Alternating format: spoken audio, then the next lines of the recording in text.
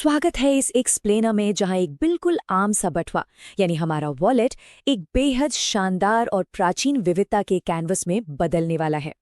रोजमर्रा के लेन देन में इस्तेमाल होने वाले ये कागज के टुकड़े दरअसल हमारे देश के इतिहास का एक चलता फिरता म्यूजियम है। तो चलिए बिना देरी किए शुरू करते हैं और देखते हैं कि ये आम से नोट्स कैसे एक अद्भुत कहानी बुनते हैं। तो आज का हमारा एजेंडा कुछ इस तरह रहेगा। पहले हम रुपए सिंबल की उत्पत्ति देखेंगे, उसके बाद 10 और 20 रुपए के नोट्स के चमत्कार, फिर 50 और 100 रुपए का इतिहास, उसके बाद 200 और 500 के नोट्स और अंत में इस पॉकेट साइज्ड विरासत पर एक चर्चा। आइए शुरू करते हैं। भाग 1, द रुपी सिंबल ऑरिजिन्स। यहाँ हम उस प्रतीक को समझेंगे जो इस पूरे आर्थिक इकोसिस्टम का आधार है। अब इस पर नजर डालिए।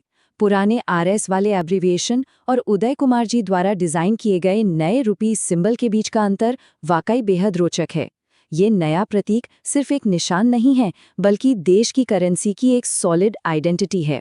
ध्यान से देखने पर समझ आता है कि ये देवनागरी लिपि के रा और रोमन अल्फाबेट के आर का एक खूबसूरत मिश्रण है, जो बिना कुछ कहे ही भारत की एक मजबूत और अलग पहचान बनाता है।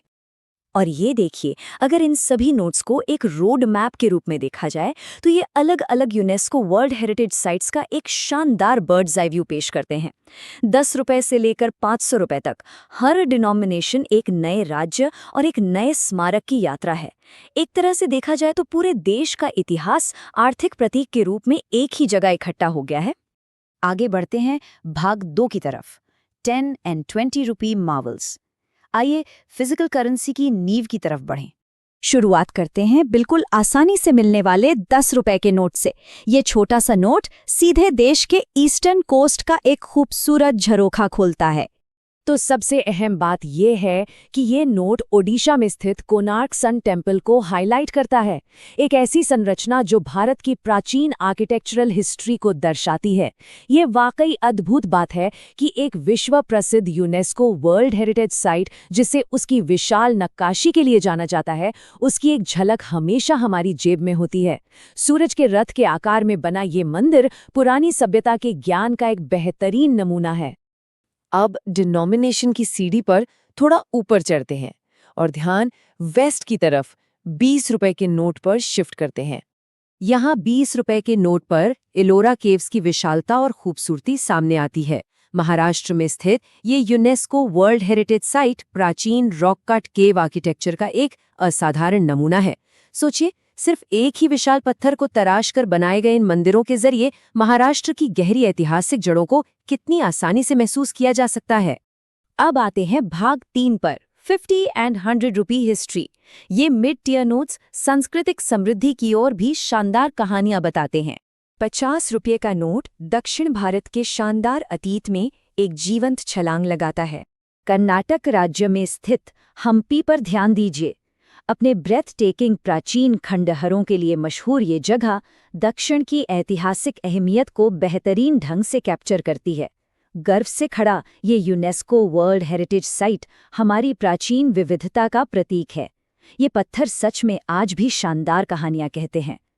और अब 100 रुपए के नोट की तरफ आते हैं। यहाँ से हमारी कहानी वापस वेस्टर्न इंडिया की तरफ जाती है, जहाँ एक बेहद बारीक और जटिल चमत्कार इंतजार कर रहा है। यहाँ जो चीज़ वाकई शानदार है वो है रानी की वाव का चित्र। गुजरात में स्थित ये एक बेहद डिटेल वाली प्राचीन स्टेप वेल या बावड़ी है। एक यूनेस्को वर्ल्ड हेरिटेज साइट के रूप में संरक्षित ये जगह प्राचीन वाटर मैनेजमेंट इंजीनियरिंग और गुजरात के सांस्कृतिक गर्व की एक मास्टर क्लास है। इसकी जटिल नक्काशी सीधे इस नोट पर झलकती है।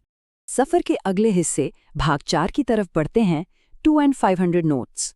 यहाँ ऐतिहासिक स्मारक और भी ज्यादा विशाल हो जाते हैं। 200 रुपए का नोट सीधे सेंट्रल इंडिया यानी एक तरह से भारत के दिल पर रोशनी डालता है। मध्य प्रदेश में स्थित सांची स्तूपा एक गहरे आध्यात्मिक और ऐतिहासिक लेगेसी को दर्शाता है। ये एक बेहद महत्वपूर्ण प्राचीन बौद्ध कॉम्प्लेक्स है, जिसे अंतर्राष्ट्रीय स्तर पर यूनेस्को वर्ल्ड हेरिटेज साइट की मान्यता मिली है।